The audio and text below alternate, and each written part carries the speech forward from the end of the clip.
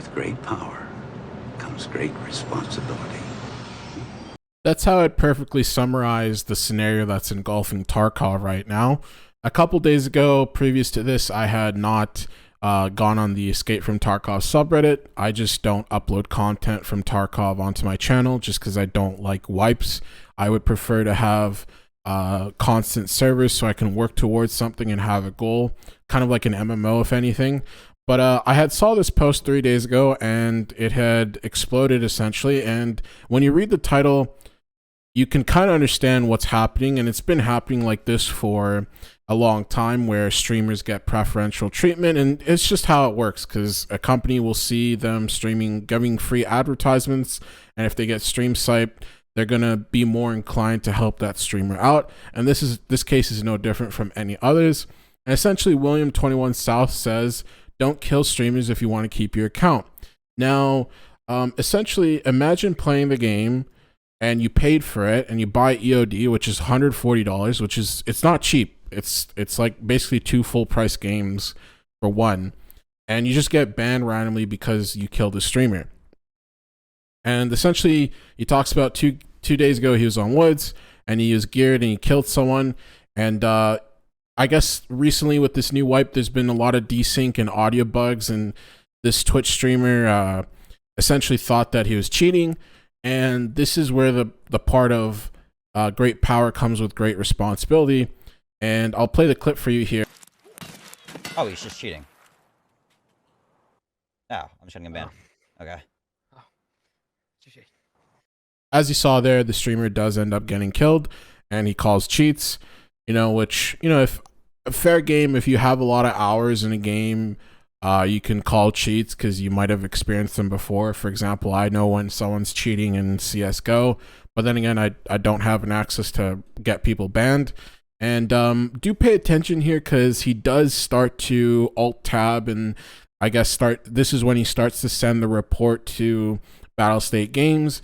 And this is the big gripe with a lot of people that, a lot of average players like the average Joe have with this scenario, is that he has a direct line with BSG, which means that if he gets killed by a cheater or stream sniped, he has direct access to talking with the devs. And you can see here that he's working on his second monitor to fill out the report. So for a long time, people have suspected that streamers and I guess content creators have had a direct access to Battlestate Games devs.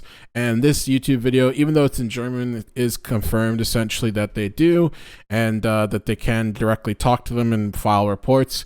But this clearly signifies the relationship between streamers and the devs of Tarkov essentially, which is unfortunate because when you see something like this happen, or it was eventuality that it was going to happen like this, you get people that get concerned, and rightfully so, because if you get, the same thing happens with old school RuneScape. There's people who, if you're not a streamer, you get banned, like good luck getting help because there's a joke running around, or it's not a joke, it's real. Like there's no customer support for a RuneScape, for example.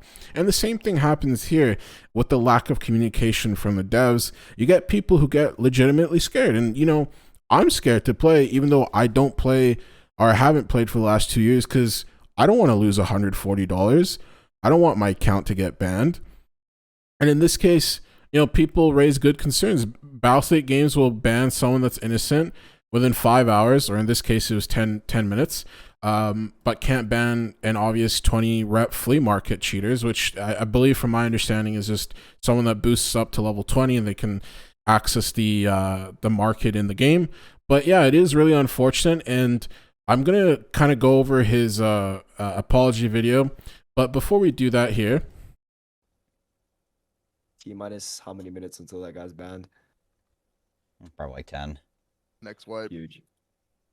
so you just saw the clip there, essentially the streamer confirming that person's going to get banned in 10 minutes. This means that he is so sure that this person's going to get banned because he must have done this before.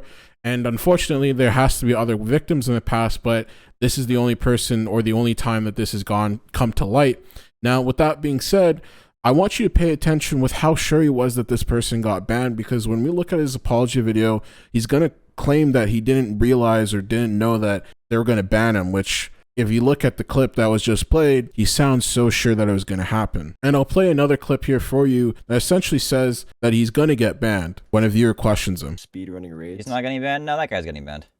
And like I said there, he's so sure that the person's going to get banned. I'm going to link all this stuff, all the threads, Reddit threads, all the YouTube videos that I'm going to cover today in the description and in the comments, so you can actually look through it yourself here. But the silver lining here is that William 21 South does eventually get unbanned. So there is good news at the end of the day. It's just unfortunate that we had to go through all this before we could get a solution for him.